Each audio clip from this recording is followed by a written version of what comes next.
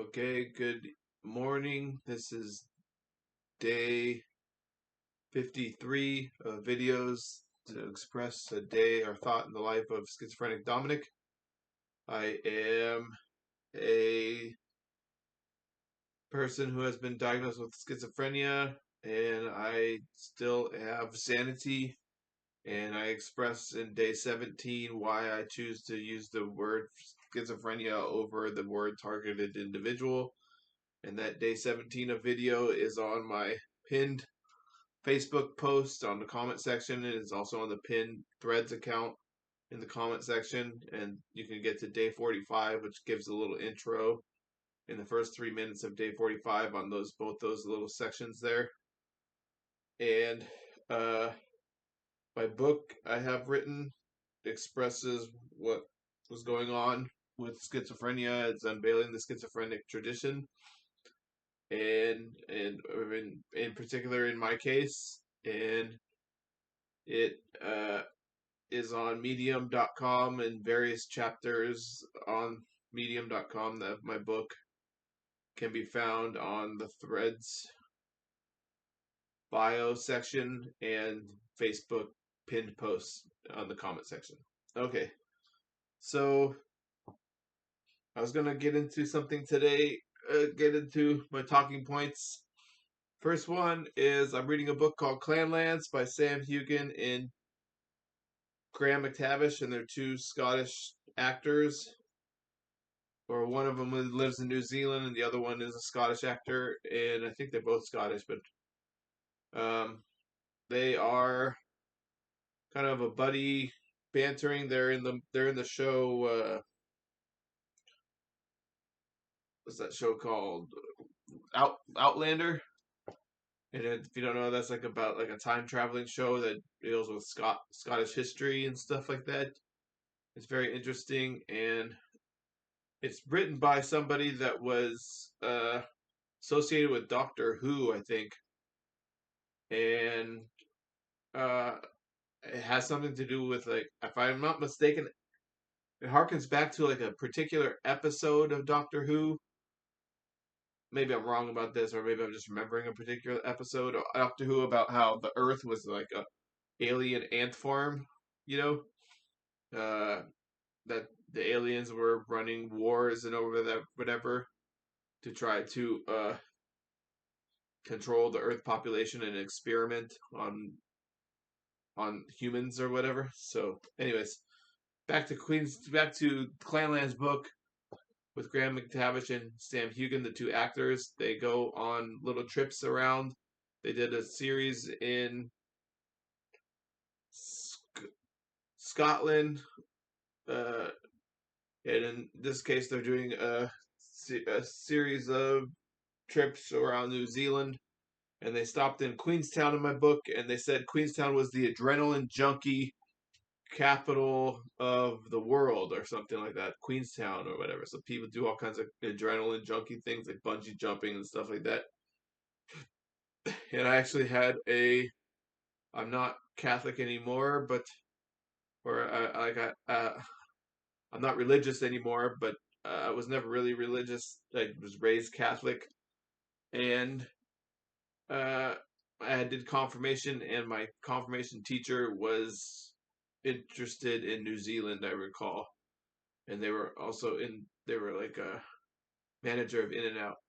So that was my first acquaintance with New Zealand being a bunch like uh a what do you call it, adrenaline junkie place and stuff, because he showed us a video one time of him going on like a zip tie. So I had recalled that actually in I had actually known that. So anyway, so Queenstown, if you're adrenaline junkie, apparently that's where you want to go. All right. So anyways, gonna get into the other book. Katie Ledecky is I'm finishing that book, and she's talking at the end how she wants to be remembered as a kind, caring person, and she says that she's lucky that one of the things that the swimming enabled her to do was all these avenues into various ways to engage with the world. And one of the ways she engages with the world is visiting children's hospitals or veterans hospitals. And she describes putting the gold medal around people's necks and they always light up. And she said it's the gold medal effect. And she said that children in particular light up. And the veterans say stuff like, I don't think I should really have this around my neck or something. Or, like so they're very humble or whatever. So, uh, yeah, she said she gets a kick out of she's happy that she can take her gold medal to people and they get excited by it, and she calls that the gold medal effect. And so finishing that book, so yeah. Okay, and another book I'm reading is called I don't have it with me right now, but it is Fingerprints of the Gods. I'm getting a phone call here. Oh, Fingerprints of the Gods by Graham Hancock. And I'm about halfway through that book, and I just picked it up to finish it. And like I say, I read 2 to 3 pages out of a time out of a book.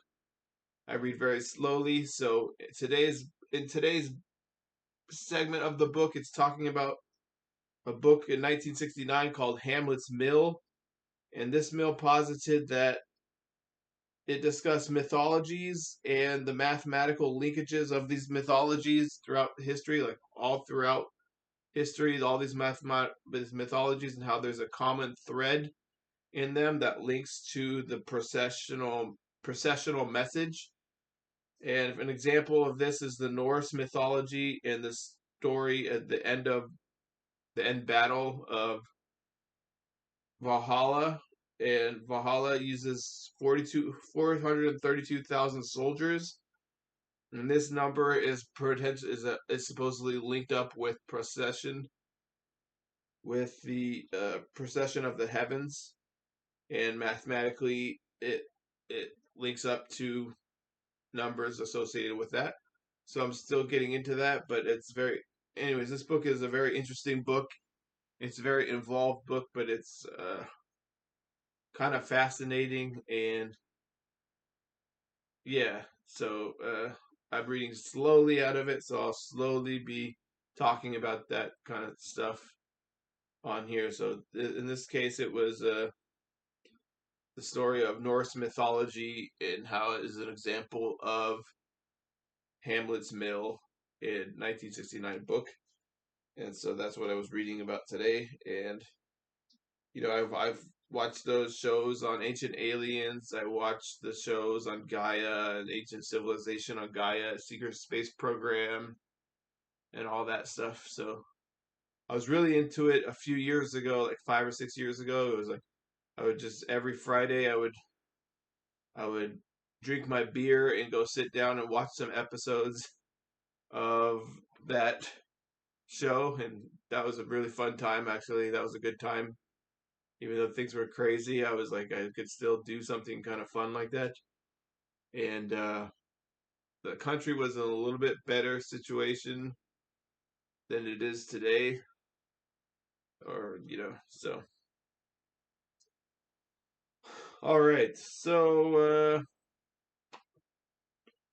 in my book War at the Speed of Light, I always have this one handy.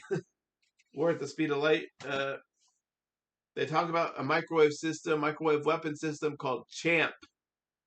And I thought it was interesting that they named a weapon system after something called Champ, because it's an active denial. It's a denial of technology, weapons technology in other countries, weapons of other countries' weapons in the United States. The United States supposedly has this technology, and the author goes through a series of articles, which the military basically says they have technology to shut down the electronic components of other countries' weapon systems. And supposedly this really voids mutually assured destruction. And with everything going on in Ukraine today, on today's news or whatever, I think Trump is talking about seeding the idea of putting NATO in Ukraine. And probably once you know this exists, you don't really need NATO weapons in Ukraine because supposedly you can disable Russian technology, and then you would have the upper hand in nuclear strikes. You wouldn't need to put missiles in Ukraine. So that just this fact alone should make you question what's going on in Ukraine. Personally, I think when you see an actor and comedian walking around a war zone with all these heads of state, I think that should make you question, like, what's going on? Is this Wizard of Oz? What's really happening here? Is this a controlled demolition of a country for some sort of world government or intergalactic governments or something? Where are the UFOs? What are those stories about the UFOs being on the battlefield early on in the war and all that stuff? And you see something like, okay, the military about a decade ago came out and said they have technology to disable other countries' electronic systems through this thing called CHAMP. And why did they call it CHAMP? Is there something associated with sporting events? Is there something going on here? What? But they called it CHAMP, and uh, so it's interesting. Once you know we can disable countries' military operations, that would include their nuclear weapons.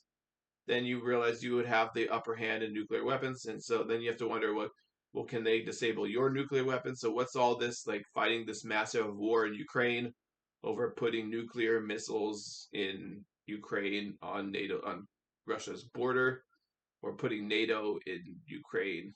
And so yeah, uh, once you know that, so once you see Champ is out there, you have to question that whole scenario. Like, if that's in existence, you don't know what's going on. Okay, so I'm gonna get into something else here, which is like the schizophrenia thing. My mom the other day, I was explaining to her how schizophrenia is anti-intellectual, and she said, "Well, the psychiatrist is gonna come back, and before you get a psychiatrist to agree with you, they're gonna say something like." Why you? It always comes back to the whole question of why you, and this is something that gets thrown out there all the time, like why you? Why you? And my answer to that is basically because people in positions of power are not necessarily good people. People in positions of power are kind of unethical, and some assholes in positions of power or some assholes with this technology don't like me. And basically, because the YU is basically because ask the assholes doing it. Why you? Because some assholes don't like me, and that's what it comes down to. Some assholes somewhere don't like me, and they have this weapon, so they want to use it on me. And that's basically what's going on with schizophrenics. And obviously, it's a little bit more. There's more to it than that, and that's why I wrote my book. And the whole purpose of my book is to express ideas and thoughts and show that these are potentially things that are in conflict with organizations that have this technology, and they'd be interested in controlling what I have to say. And yeah, so all right. And lastly, I just came across a comedian that said, why did they put St. Patrick's Day in the middle of Lent? And so, because when things start to get really serious, you need an effing drink. And so, I can't have a drink anymore, but I'm going to go have some whiskey right now. I have a little fake whiskey, it's not real whiskey. And so, it's the 13th, and 13 is Taylor Swift number, so it's lucky number. So I'm gonna go ahead and drink some whiskey. It's a Thursday, so yeah. All right. Thank you for listening. This one was kind of a weird one. but that's how some of them are going to be. I have to get through my talking points, so thank you. Bye.